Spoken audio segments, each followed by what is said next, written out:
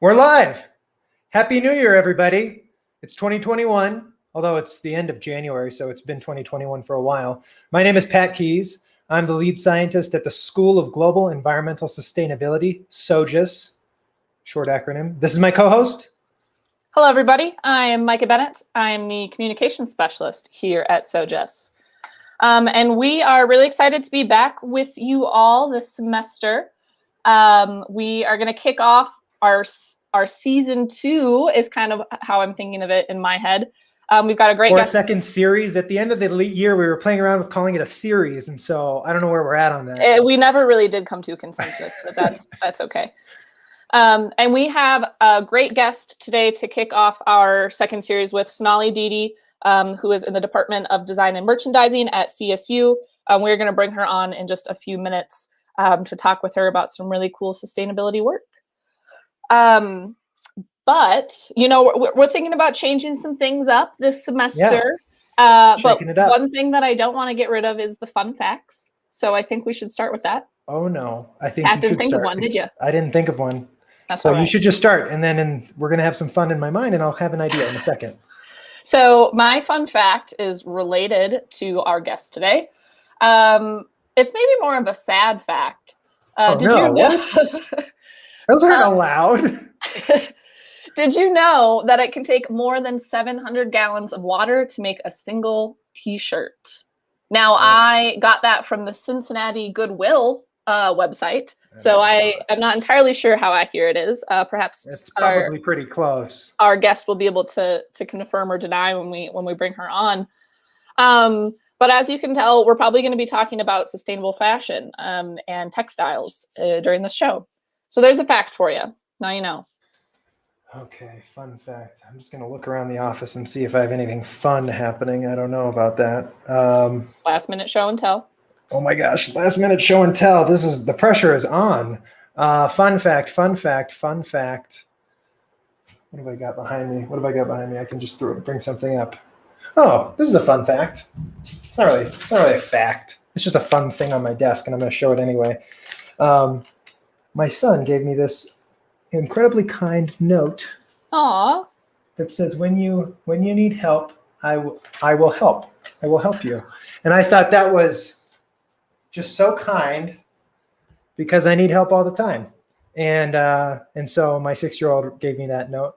And actually yesterday, this is a fun fact, he just out of nowhere just decided to help with the dishes. What's that about? Kids just helping with dishes. He wasn't lying. He wasn't lying. He wants to help. So that's a fun fact. Totally unrelated to sustainability. Maybe like social sustainability. I don't know. That's a stretch. I like it though. Is your child into fashion? Is he like one of those kids that you see on the Humans of New York Today in micro fashion type of thing? I don't know what that is. You'll have to look into it. I feel very old. But so he's 6, and so you'd be like, nah. But yesterday we had to get him some new shirts because his shirts are getting way too small for him. And he was so excited to have some new clothes. So I guess maybe he's sort of into fashion.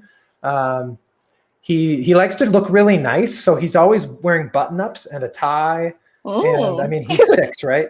So like he'll be like, I need to wear 2 collared shirts and a tie. And I'll be like, I don't know where you're going where you need 2 collared shirts and a tie. But yeah, he's, I guess, so sort of into fashion. I like it. Okay. All right. So we, as part of the show, if you're joining us for the first time, maybe you got a recommendation from a friend. Yes, welcome.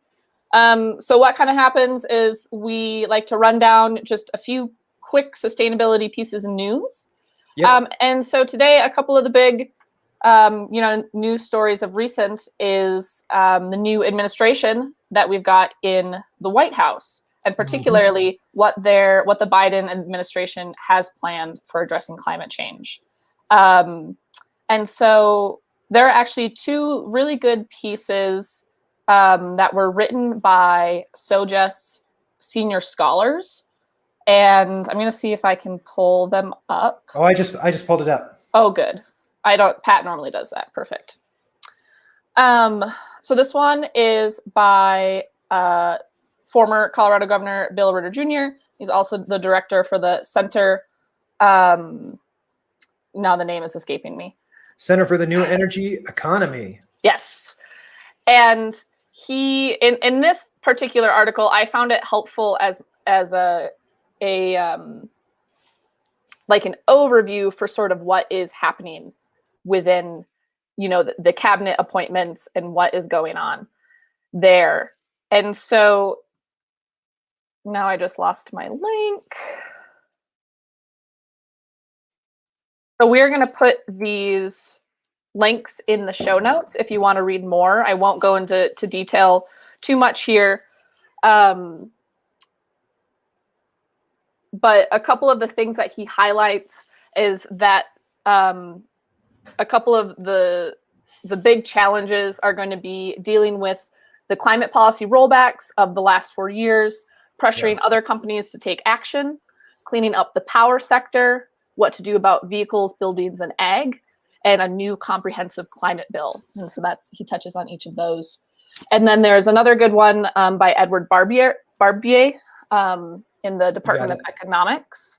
And that one also discusses the Biden-Harris climate plan and really goes into some of the nuances about whether it's feasible and if it's going to be effective and what is going to need to happen in order for it to be effective. And so, yeah, go ahead, Pat.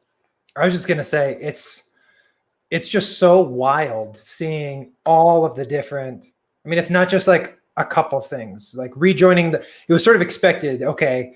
If there was a Biden-Harris administration, they would rejoin the Paris Accord. Okay. That was sort of expected, but all of the other stuff, it's just like an incredible laundry list of policies related to reducing fossil fuel intensity of the economy, expanding what we're doing in a meaningful way to address climate change. I think there's one of the executive orders calls for what was it called? A civilian climate corps. There's just this huge list of things. And it's just like, I keep waiting for it to be like, well, it's not that thing that they said they would do. And it's like, well, it's way more. It seems like way more than what a lot of people have been suggesting is necessary to adequately address climate change. So honestly, it's super exciting to read the news, and I'm not used to that, to see what's going to happen in a positive way with regard to addressing climate change. Sorry, that's a little bit of a tangent. That's a personal tangent about me being excited, but yeah, it'll definitely be something to keep an eye on as we're going forward. Yeah, and so and both of these posts will be available kind of in the show notes after the videos are recorded.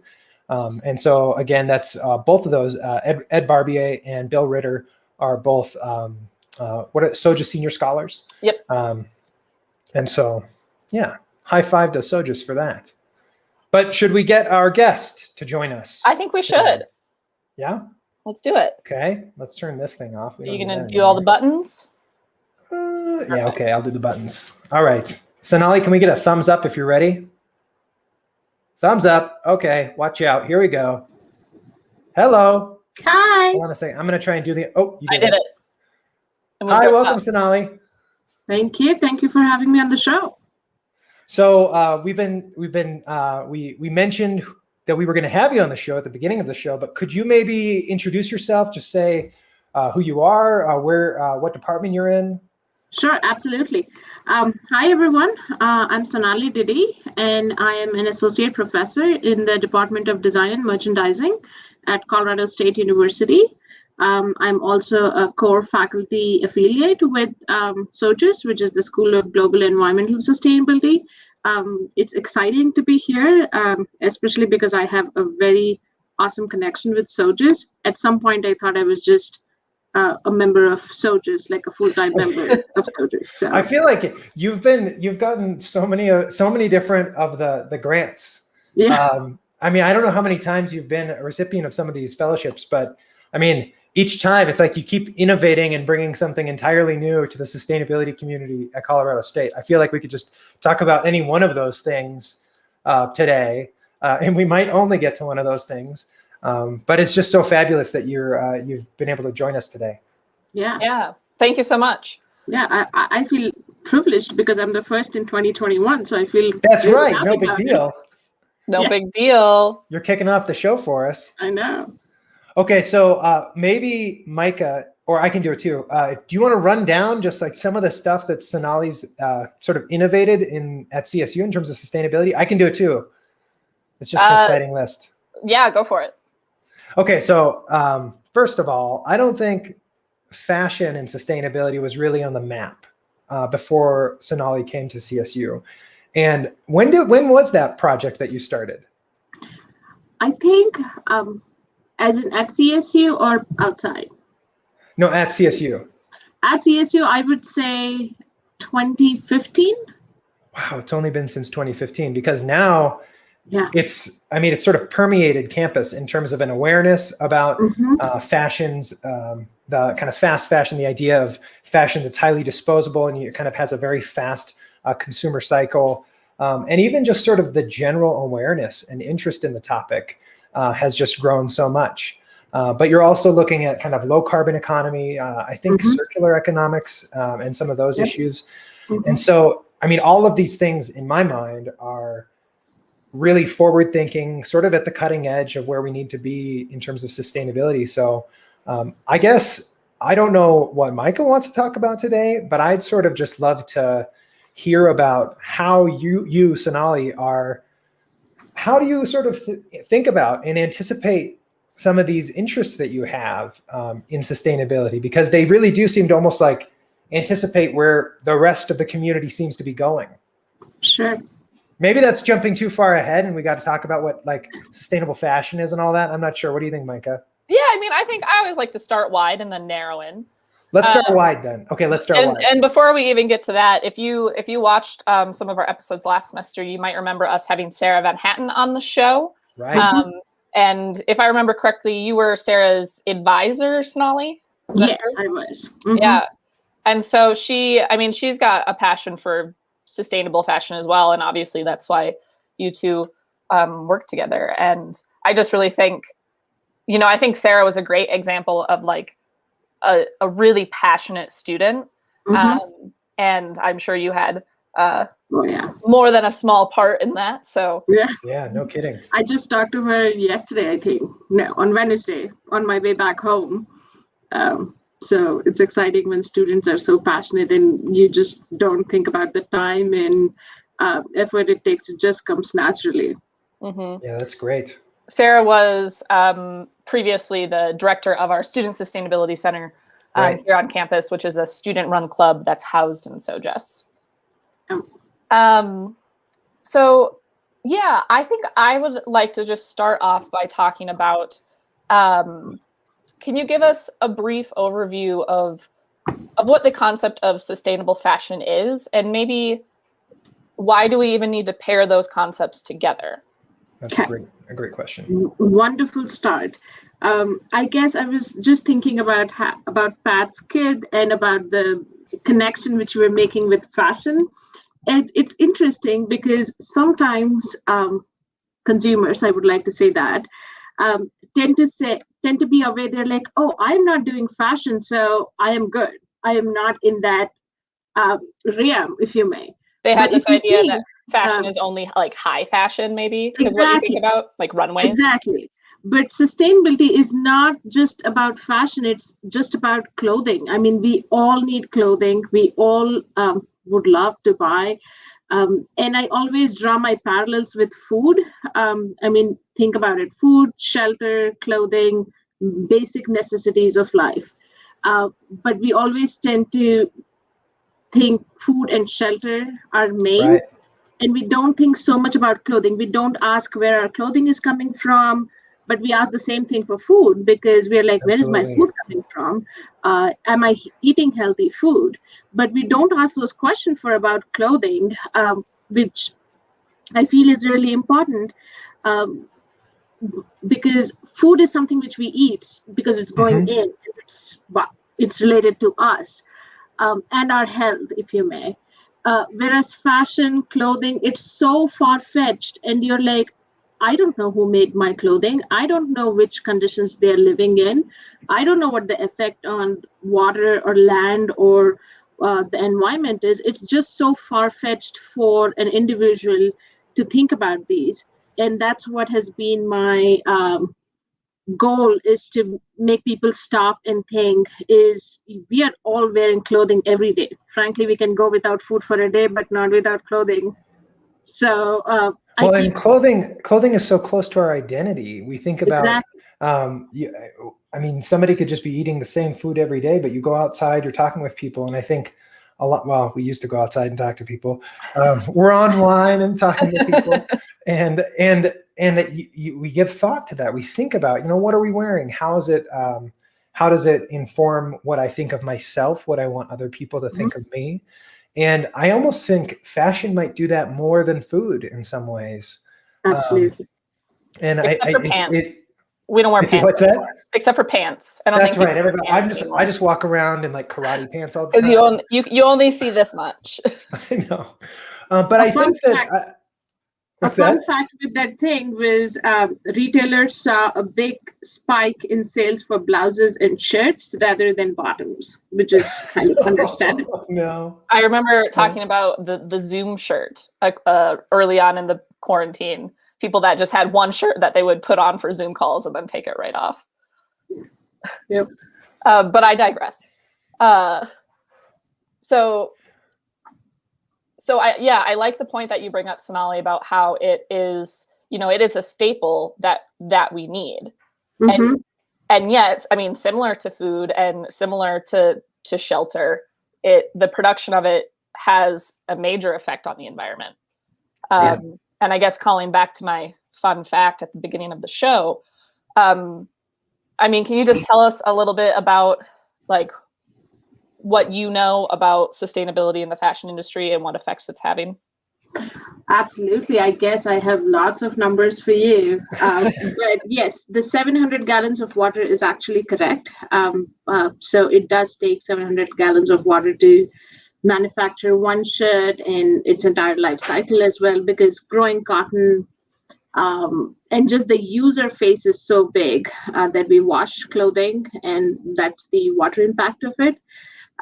But you may also be interested to know that denim jeans, and this is a Levi's number, and I'm just looking at that number, and it was a study which was commissioned by Levi's, and they found that one denim pant uses about 3,781 liters of water. Wow. In its entire lifespan. So it's huge. And the way they put it is it's 3 days worth of US households' total water needs, just to make that comparison of what it would look like. So, and when we think about how many pairs of jeans people probably have, I think I read a study that was citing how it's normal for, a person to have at least one pair of jeans. And I was like, at least one pair of jeans? I think probably since as long as I can remember, I've probably had at least 2 or 3 pairs of jeans at any one time. So it just seems surprising that it would just quote the single number. And I know that's an American consumer, but I'm not like a huge consumer of clothing. And so I thought, well, if I'm maybe middle of the road, what's like a high consumer person's jeans closet look like? I don't know. And this is just jeans, but if you had to even guess about the amount of, and when I say fashion, or when we say fashion, we include a broad variety. So it could be shoes, it could be your handbags, your clothing, but everything is related to this industry. So you can't imagine on a campus, when we did it in our first grant with SoGES, what we wanted to know is what are our students doing on campus? And it was interesting because we said we did like a social media event, and this is just to come to that point of the quantity. It's like we did a social media event. We wanted to unconsciously make people aware. Just go look into your closet, click a picture, give a description. And we had a picture of a closet with about 68 pairs of shoes. No, you're kidding. No way. What? No, I'm not. How can a closet hold that many shoes? Yes, so it was just boxes, and it was a guy's closet. So to that relation that only girls are fashionable, it's just that we all consume differently. And we all have our, vices, if you may. Can we step ahead and then maybe you can walk us through this. I've heard this phrase fast fashion a lot. And I feel like I kind of have a sense of what that means. Sure. But maybe could you help us understand, like, so we've been talking about kind of more sustainability issues in general associated with different kinds of clothing. But why should we care about this thing, fast fashion? Like, am I part of fast fashion? Who's part of fast fashion? Absolutely. So fast fashion, think about it as fast food. So a short term could be mech fashion, if you may. So when we think that fast food is not good for us, and from a health perspective, the same way fast fashion is not good as well. The reason being, everything is quick. The production is very quick. The use is very quick, and it's disposed very quick. So if we were looking previously that we would buy something, we would use it for 5-10 years or even more than one season. Obviously, then you're thinking about what materials go into it, what's the quality of construction which is going into it, and how is it a classic, is it something staple, can you use for more than one season. But over the years, what has happened, especially in the fashion scenario, is people want new, people want more. And this whole, I make these connections with depression and, the need for fitting in. And people kind of consume more when they want to fit in, when they want to feel happy, but it's the reverse of it. And that kind of moved the fast fashion into where it is right now. So it's even cheap when you buy. So a lot of people have said, $5 t-shirt or less than $10 top or a blouse, and think about especially younger consumers who can afford it.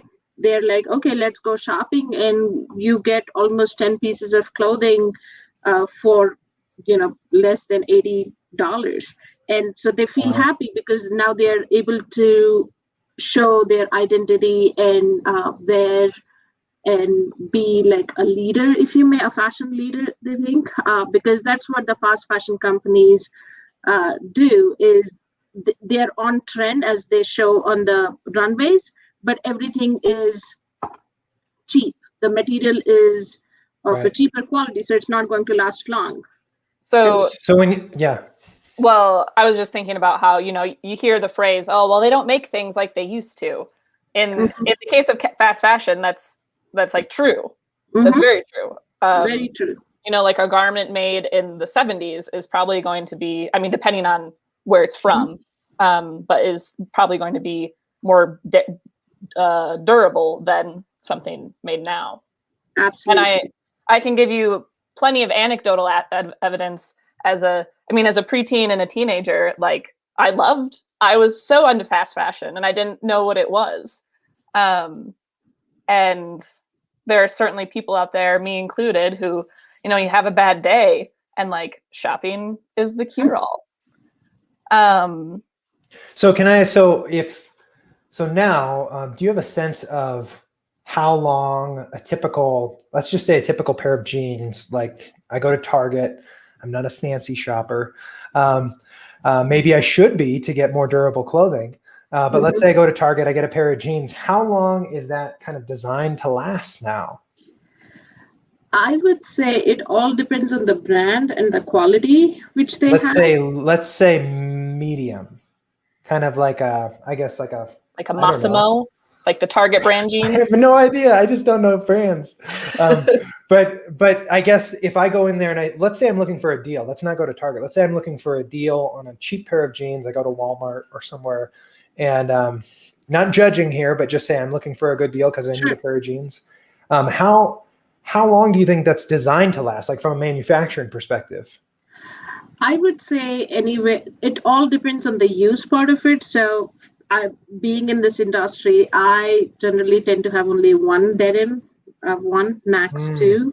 But if I keep wearing them more often, obviously they kind of rip out in about a year or so. So I would say that's depending on the use frequency, if you may. Right. It's going to last anywhere between 1 to maybe 2 years max. Yeah. Okay. And are there graphs of how long the typical use life of clothing has how it's changed through time? Like Micah yeah. brings up, say, in the 70s. I mean, how long would a pair of jeans have been intended to last? I think then? they've been For the same like purchase level. Sure. I think there's some studies, not specifically for jeans, but there have been some global reports which have come out that the utilization rate has decreased 50%, and Holy cow, 50%. we are buying it twice as much as we were before, and these are like worldwide graphs kind of stuff. Yeah. So we are buying 2 times more, and the utilization is less than 50%.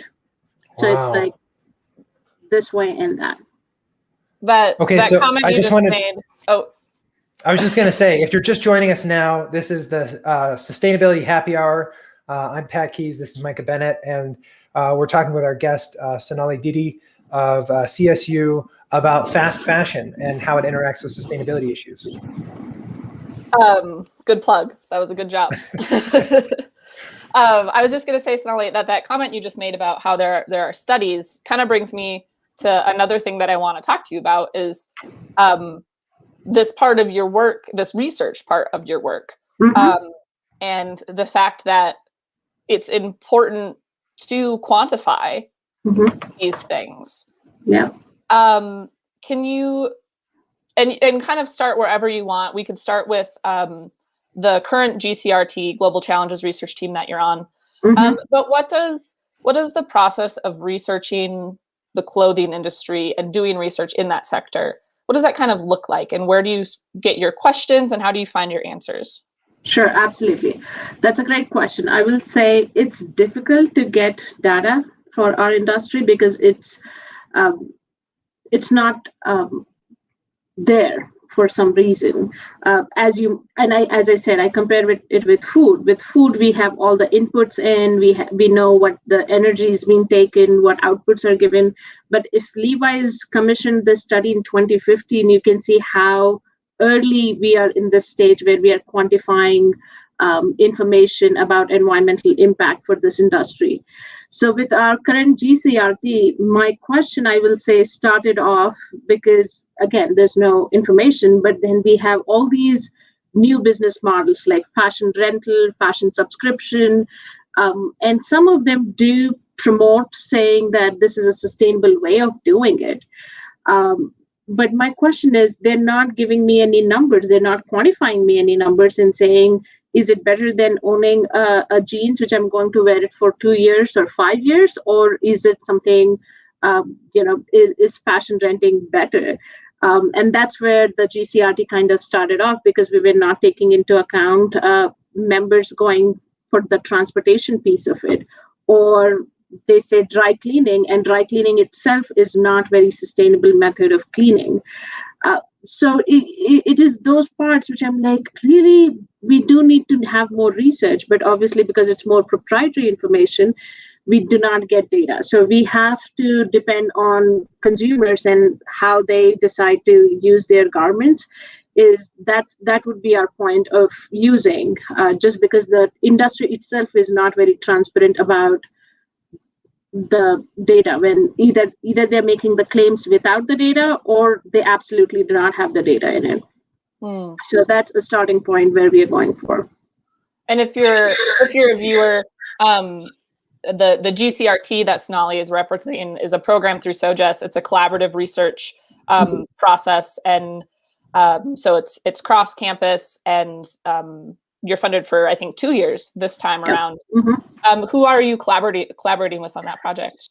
So I have Dr. Zach Rogers from Department of Management, and his area is supply chain, reverse logistics. He was with Amazon before he came to CSU, so he has this whole reverse logistics, or how things go around in the supply chain. So he's bringing that expertise. We have Lumina Albert from management again, and she's bringing the ethics perspective, especially when companies make these claims without data, without data, or not very transparent. So how ethical is it for companies to promote such business practices? And Dr. Rich Conant, he's from the Ecosystem Science and Sustainability. They also have a carbon management certificate, which they have in their department. And he has done a lot of the life cycle analysis studies, especially with food products. So we are hoping that his expertise can be used for doing the same thing for the fashion or the clothing industry.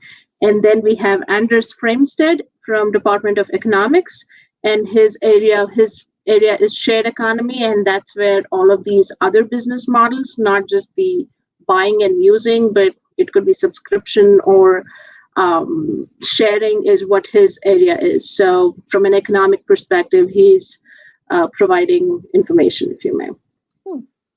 So, could you actually elaborate on that? This idea of, I guess, the kind of circular economics, or I think you used the phrase the sharing economy. Yes. Yeah, so I'm not very familiar with that term either. I know. I'm sort of curious. Like, how does one share clothes in this? And I'm not trying to make a joke. Like, how does that actually? I mean, it is kind of funny to imagine two people wearing the same shirt one shirt at the same time. But I'm thinking of things like, what does it mean if I wanted somebody else to actually use this shirt? Like, let's say I've owned this shirt for like a year, but I'm done with it, whatever that means, but it's still okay, rather than throwing it away or giving it away to Goodwill, which might end up throwing it away. What does that even mean? Like, how does that even? I just don't even know how that works. Okay, let me help you connect. So maybe you're aware, but there are a lot of tool libraries which are happening around the US. Yes, we have one in Fort Collins as well. Absolutely, what it is basically is I have an inventory of tools. You are a member of it. You take what you want and return what you don't want, or like use it for a certain period of time and return it. Fashion rentals work exactly the same way. And what it is your members, they have membership options. You can, I think the base level is 4 garments per month, and you can choose. So there's a styling quiz, and and you can choose what you want for those 4. And then it's mailed to you in a garment bag, and then you use it for that month, and then you return and swap with the next 4. So this is their base level pricing or base level membership. And then they have the other one where you have unlimited swaps. And that's where my thing was, if somebody is doing an unlimited swap, how much are they driving back and forth?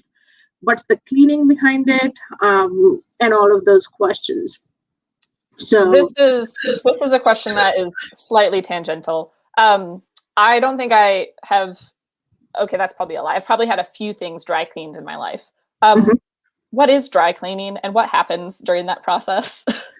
So dry cleaning, does anyone know? Absolutely. So dry cleaning, and sometimes some clothing or some fabrics cannot be washed with water or the regular detergents. And like silk, especially silk, is something which we don't want to put it in water because of how they've been finished. And that's when they're going through a chemical process when they're dry cleaned with a different set of chemicals, which are not good for the environment.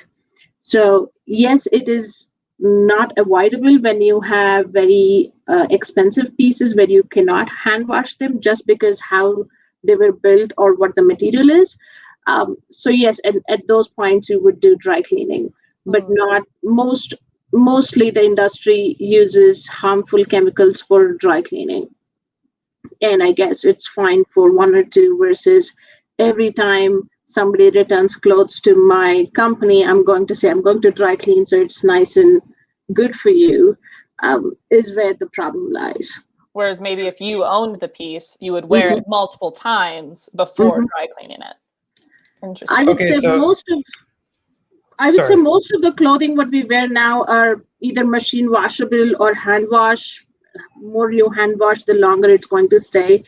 I see very less of the dry clean piece. Okay, so with the sharing economy, that makes a lot of sense now, in terms of it's like a rental economy, and exactly. That's like Uber. Think of Uber for fashion. Or even like the old-fashioned way to do it with rental cars, right? Exactly. Yeah. But okay, so that makes sense. But so then, but so, and I can totally see how that, I guess, could be sustainable, but how it could be wildly unsustainable also, right? It could just be another way to just consume. Absolutely. So then how does circular economics fit into this? Is it that it doesn't feel like that's the same thing? No, it is not. And shared economy, some reports have said shared economy is a part of circular economy, if you may. But circular economy, the thing which comes up with the circular economy is right now, the fashion industry, clothing industry, and many other consumer goods, the way we have built this system is take, use, and dispose. We have not thought about the end part of it, like where does it go after we dispose. So circular economy, not just specific for clothing, but any consumer goods or any industry, is you're starting to think from the disposal stage and saying, what can we do? How can we make this materials which go into the disposal waste stream back into the raw materials? Right.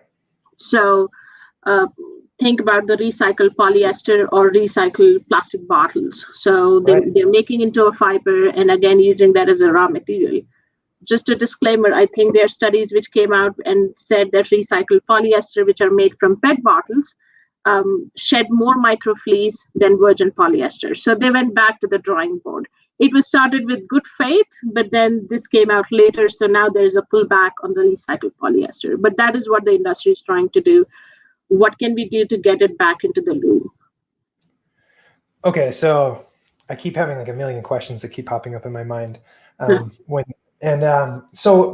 this idea of the circular economy and recycling clothing or recycling, I mean, thinking broadly, like recycling anything once we're done with it, and hopefully returning some of that material back into the normal flow of the economy. I'm a huge science fiction fan, like a big science fiction nerd, and it's like a big trope typically, or a big theme in science fiction to have something like a recycler, right? Like, we're done with this thing for the day or whenever its use cycle is done, you drop it into the recycler and then out pops something new on the other side, whether it be food or whether it be a new garment, maybe. And while I think that sounds awesome, I guess, is that even, to me, it doesn't even sound like it's possible given some of the materials and the degrade, like you just said, like the microfleece sheds more once it's recycled rather than if it's new. So A, is my hope of a clothing recycle for my science fiction stories ever going to happen? And B, absolutely. Oh wait, let's just stop it there. Okay, yes, tell me about it. It's happening. H&M, while they're one of the biggest fast fashion retailers, have invested in the technology where there is a lab. I think it's in Sweden, if I'm recollecting it correct. But you put in a piece of clothing and out comes something else. So I can't believe that. That sounds amazing. Really? Yes, it does. Oh my gosh, I have to go. Okay, you guys keep talking. I'm going to look up a video, see if it's on the internet anywhere. Okay. Sure. I'll be right back. It's going here. Yep. And Mike, I think you're muted. I'm still muted. My question was, does it turn into another piece of clothing or like another type of textile product? I think right now it turns into a textile, not a product, but like a fabric or something, but it comes out as yarn. It was just released, I think, 6 months back. And what H&M plans to do is have one of these, and I think they're going to roll it out to their stores. So people can just put it in that, and out comes the yarn with it.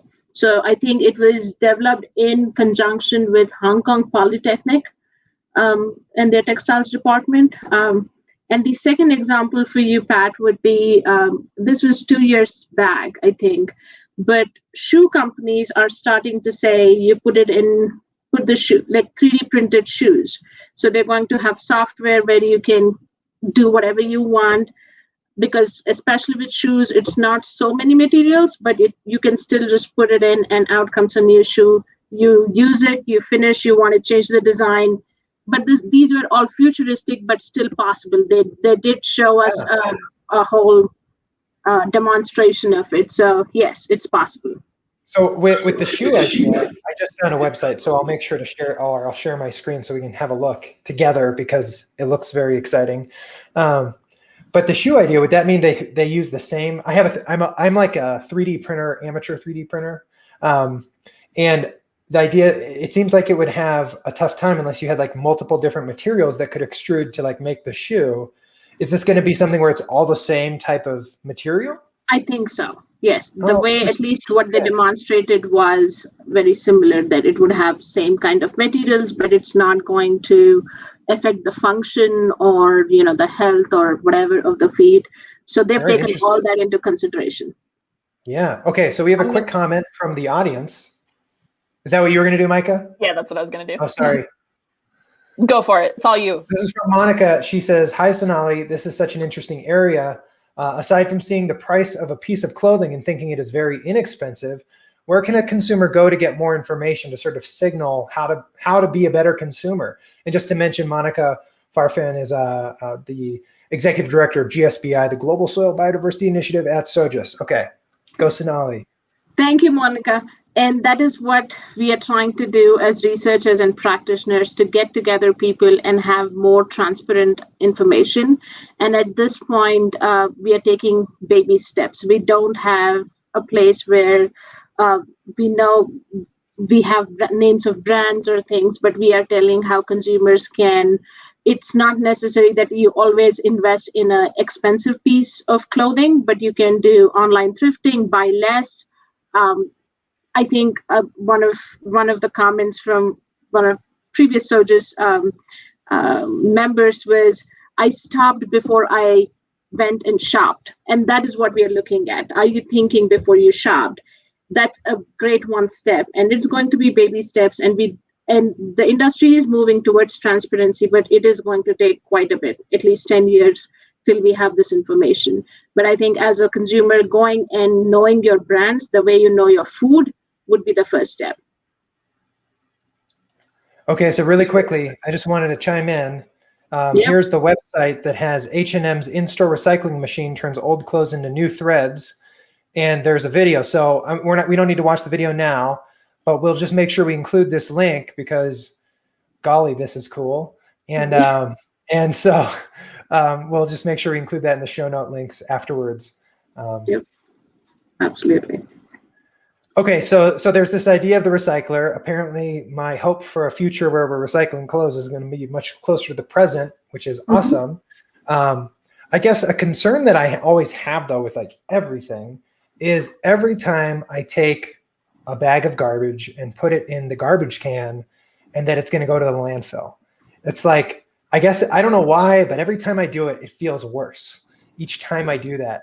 And I guess this is much bigger than fashion, but since you're thinking about things like circular economics, can you speak at all to how consumption can be made more sustainable, maybe a little bit more broadly? And I liked what you just said about conscious consumption. But is that the thing? But what else can we do to be more conscious consumers in general? I guess it's a very loaded question, so I'm going to think through.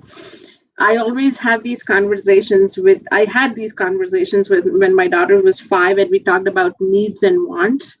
And it was interesting how she always evolved and came and asked me, is this a need or a want? And then slowly now she knows which ones are needs and which ones are wants. So I think, and that's why one of my research streams also looks at this awareness and education. And I think houses and communities are great places to educate and talk about it. And that's been great, especially in the Fort Collins community, where we have had mending cafes and things of those sort, just so that you have that relationship with the product. When you have the relationship with product, it's very difficult to throw it away. And the second part of it, I think a big portion of it is policy. Currently in the US, we don't have policy related to clothing. The same retailers, when they're doing it in European countries, they are held accountable. I'll not say responsible, because responsibility is more, voluntary, whereas accountability is required. So the same companies and brands are more accountable in other countries than in the US. And the only way it's going to change is when consumers and grassroots organizations are going to question people, question brands. So policy changes need to happen, and the question about what needs to be done at the end of life, both consumers and companies have to address. And just to think about, and US has this problem with not just clothing, but any overconsumption, primarily because we are a large country. We have a lot of landfill space. European countries are smaller. They're like, it's your trash. If you don't have place, you're going to dig it in your backyard and put it. So when it hits home, that's when people realize. And African countries have stopped taking secondhand clothes because it is having a toll on their environment and landfill. So it's just a matter of consumer education is one, and making brands accountable versus responsible is the other. That brings me to kind of another like larger philosophical question that I think about a lot in terms of sustainability. And it has to do with just like what you said, how there's two pieces to it. There's there's conscious consumerism, but then there's policy. And I will have to find it somewhere else, but I read a blog post about the myth of conscious consumerism and sort of the shame that we heap onto people in order to try to save the environment. Like, oh, you bought something from H&M, you're a bad person. Exactly. And I don't think that's the answer. And I think that's exactly like what you're saying. And so, but there must be a way to merge the two, to have better consumerism without like the shame and blame and sort of putting all of the responsibility on often like the lower class, right? That are buying these cheaper things because they need to. Absolutely. Great question, Micah. An observation, I guess. And I think it's a circle, as I say, because consumers are not going to change unless the brands change. Brands are not going to change unless the governments require them to change. And governments will require them to change only when consumers are going to come and say, hey, we have a problem, we need to do something. So it's a circle, and we go back and forth.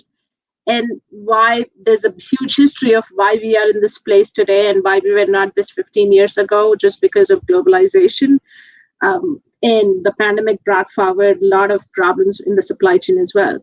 But I guess to your point, where I think feeling guilty is not going to be the solutions. And that's what I kind of let people know after whenever I talk. People come and say, oh no, I've done so many bad things. I have this whole closet room of clothes or whatever, and I donate. I'm like, that's fine. We are just going to take baby steps. And that was before, but what can you do now and going forward is the main thing. As long as you can talk to your friends, family, kids, I think kids are huge about it. That's where the change is going to come. So it is just more about awareness and education and communication across all the stakeholders. I like that. And on that note, it sort of makes me, I really like what you said, Micah, also because it, while, I mean, shaming could do something in the moment to make somebody stop, it's only going to make them feel bad. And the net result of that is not going to, like, they might not buy something that moment, but then you've also just sort of, it's just become more negative, the whole thing. Yeah. And there's this phrase that I just love, which is enough is as good as a feast. And it's this idea that once you've sort of had or gotten to what you need, like once that's been satisfied, more than that doesn't really change. It just maybe makes you, if in the case of food, it gives you indigestion. But in the case of maybe other things like clothes, it maybe doesn't satisfy what this searching is for. And I guess, like you said, Mike, and I think philosophically for a second, like what is it that this thing, in this case consumption, is trying to satisfy? When it's like, if we're not trying to like if enough is as good as a feast, then that's probably debatable, I suppose, but I'm convinced by that adage or that little quote. And So if that's true, then what are we actually doing with overconsumption? Like, what is that thing? Because it's not about meeting a need anymore. I love that you brought up with needs and wants, because my kindergartner has been doing that too. It must be a module in his class where we talk about needs versus wants.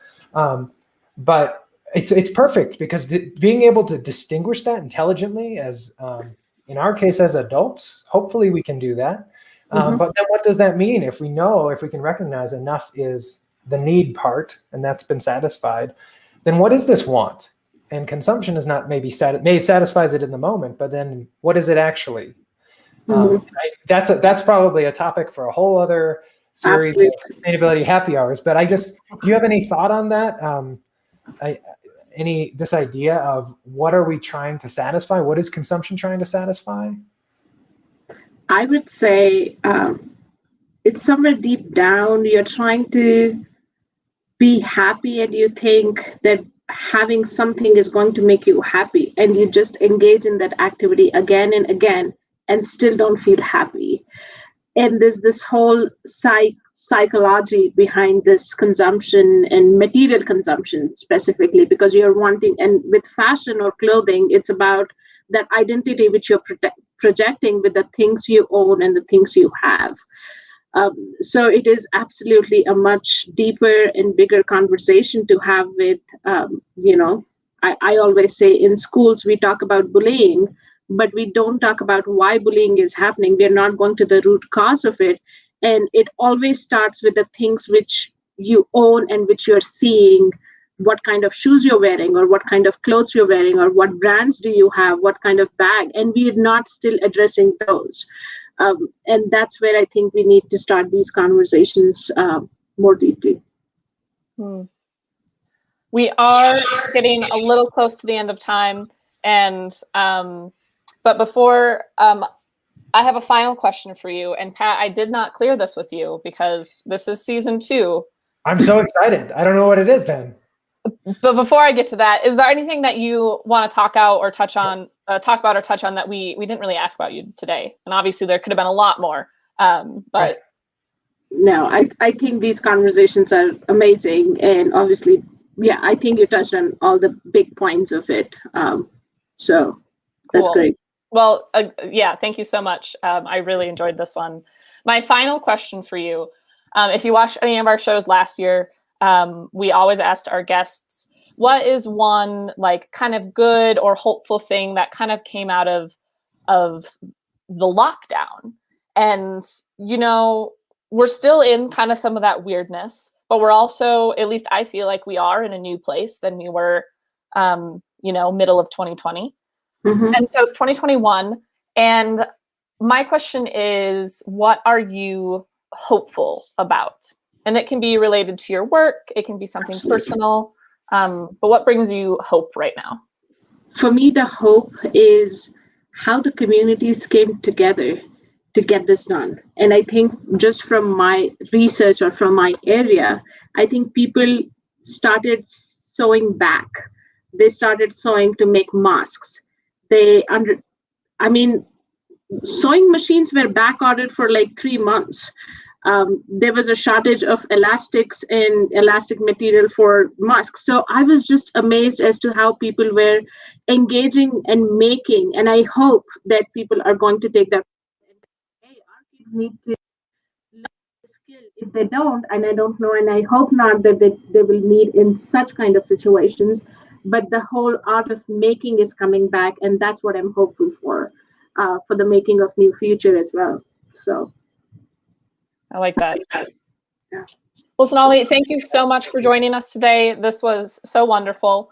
Thank you. We will bid farewell to you for now. Yep. And bye. Thank you again. Thank you. Thank you for having me on the show. We're fighting, I think.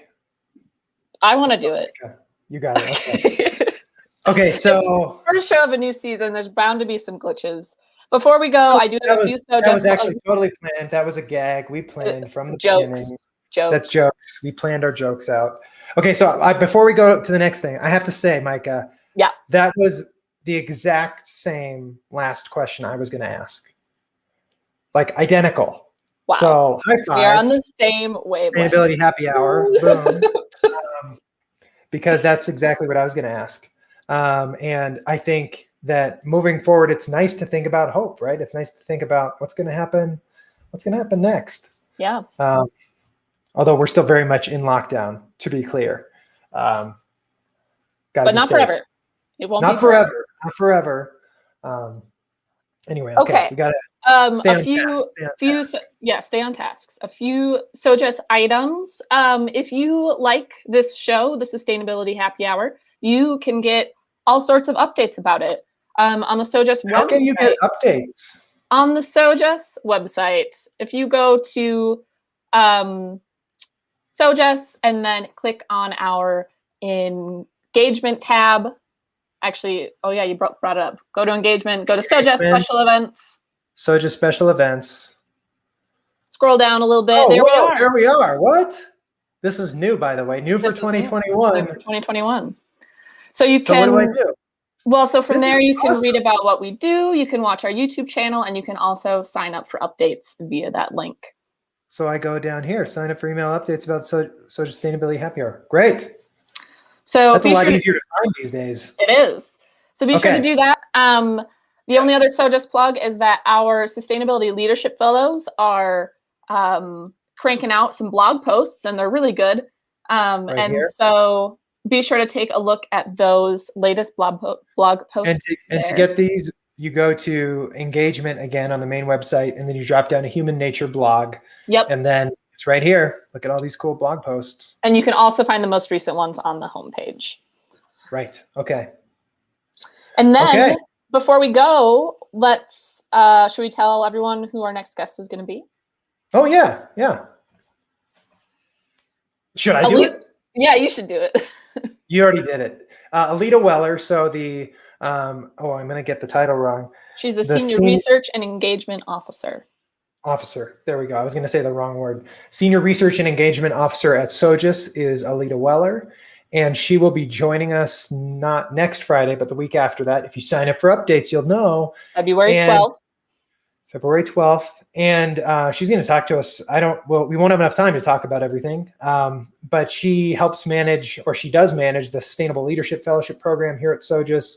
And she's involved in the Angles Network, which is a network of graduate education around sustainability, et cetera, et cetera, et cetera. It's going to be probably a fast-moving conversation. So please join us. I love it. Yeah, I love it. Anything else that we should say on the first episode of the second series? Well, I might regret later putting this into perpetuity, but if you are trying to watch on our Facebook page today and you were having trouble, I apologize. That may have been my fault. We're trying a new system, and I can't tell yet if it started correctly or not. But just in the future, we're going to get that figured out. And so if you're trying to watch on Facebook today but couldn't, fret not. We'll get that figured out. No fretting. Also, if they couldn't watch it on Facebook, then they don't know that it went wrong anyway, right? Well, I had to hit live in the event. Oh, and then okay. I hit live halfway through because I realized. I see. Okay, so maybe they're watching now, and now they're all mad at me for saying what I just said. I'm sorry, Facebook viewers. Okay, I think we'd probably better leave it at that. Yes, let's leave it. Okay, everybody, thanks for watching. We will see you in 2 weeks, February 12th. All right. Happy Friday.